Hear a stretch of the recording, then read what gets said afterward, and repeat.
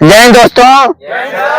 और आज हमारे रोबिन जी आए हैं, क्योंकि छुट्टी तो जल्दी मिलता नहीं है, लेकिन आज आए हैं तो आज हमारे लड़के को मोटिवेट करेंगे और अपना सफर किस तरह से किए उनके बारे में बताएंगे। एक बार रोबिन भैया के लिए आप लोग जोरदार ताली बजाइए।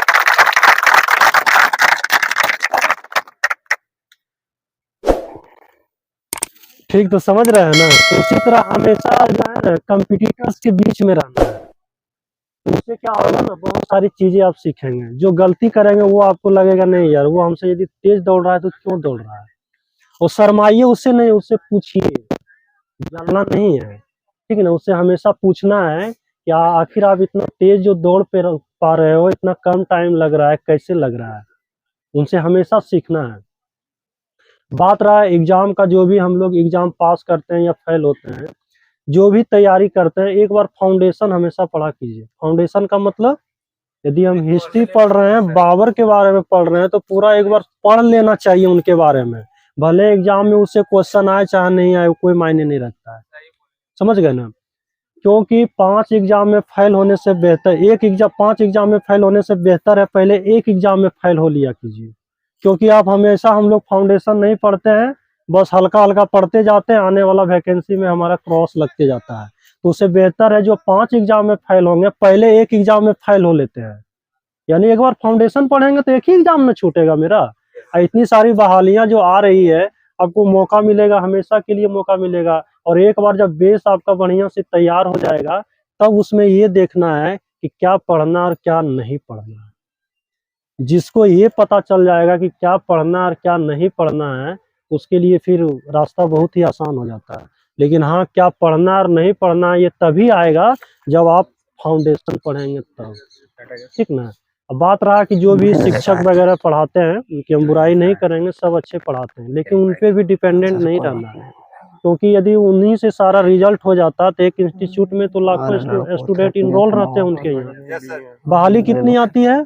1500, 2000, 10,000, 20,000। एक ही इंस्टीट्यूट से उन्हीं का बच्चा सारा क्यों नहीं हो जाता है? सोचने वाली बात है कि नहीं। तो ये सब ध्यान देना है। तो आपको खुद से 50% मेहनत करना है।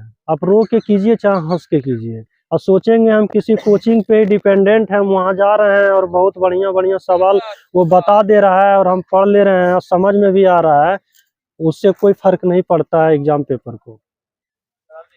एग्जाम पेपर जितने सारे जिसका भी तैयारी करते हैं, उसका 10 साल 5 साल जितना सारा एग्जाम हुआ है, उसके क्वेश्चन बैंक को पहले पढ़िए आप। और क्वेश्चन बैंक को पढ़िए तो ऐसा नहीं कि एक ही दिन में सारा 20 साल का पढ़ के रख दिए खत्म, नहीं। 20 पेपर को पढ़िए 4 महीना में। पेपर को देखिए आखिर क्वेश्चन पूछ क्या रहा है। यदि वो पूछ रहा है तो किस सब्जेक्ट का है, और है तो वो किस चैप्टर का है।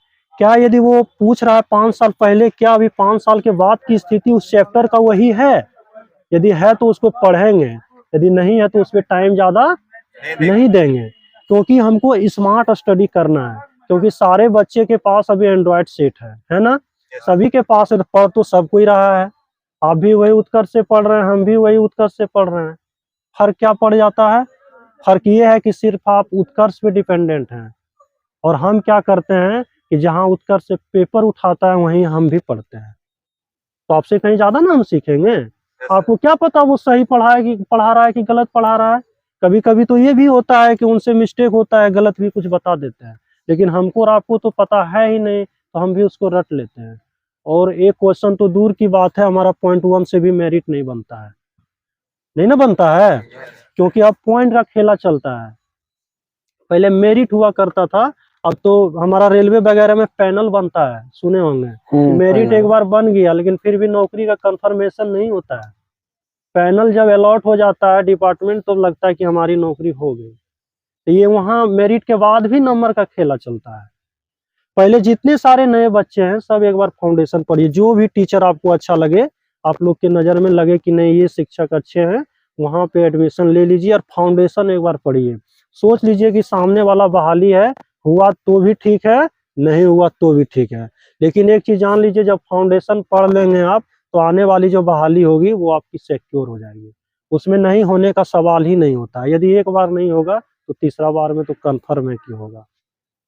हमेशा नौकरी के लिए नहीं पढ़ना है, नौकरियां के लिए पढ़ना है, ठीक ना। नौकरी कौन करता है? नौकरी तो एक बार पढ़ता है, किसी तरह सोचता है एक बार हो गया बस हो गया। अरे हम लोग इतना पढ़ रहे हैं, एगो नौकरी से क्या होगा? कम से कम उस लायक बनना है जो कि औरों को इससे कहीं ज्यादा को मोटिवेट कर सके बढ़िया से। ऐसा नहीं अपने के लिए तो सब कुछ जीता है, औरों के लिए जिया कीजिए, वही एक बेहतर इंसान होता है, ठीक है। हमेशा एक बेहतर से बेहतरीन इंसान बनने की कोशिश कीजिए, क्योंकि हम लोगों की मृत्यु तय है इस धरती पे। एक चीज मानते हैं कि नहीं? मरना तो तय है, जन्म तो ले लिए, लेकिन ये मरना तय है। आज 20 साल के बाद मरे, 100 साल के बाद मरे, लेकिन मरेंगे।